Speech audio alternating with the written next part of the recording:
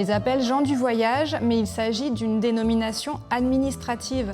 En réalité, ils sont manouches, gitans ou encore yéniches. On les caricature au volant de belles voitures avec des grosses caravanes, toujours sur la route.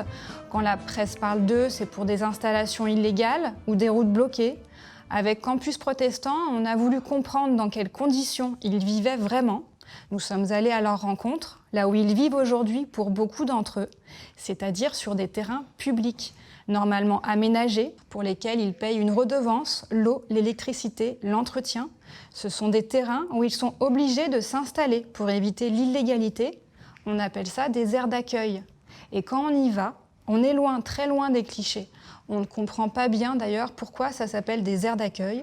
On est face à des gens qui sont parfaitement conscients de la mauvaise image qu'ils trimballent depuis des siècles, parce qu'il ne faut pas oublier que ce sont des citoyens français qui sont souvent implantés sur un même territoire depuis plusieurs générations. Ils sont usés de vivre dans ces conditions, ils pensent à leurs enfants, à leur avenir, ils sont souvent très résignés. Avec cette série, je vous propose de rentrer dans le quotidien de ces familles, de comprendre leurs difficultés, de découvrir leur diversité, leurs origines, leur culture, de partir par exemple à la rencontre des communautés évangéliques qui sont aujourd'hui très nombreuses.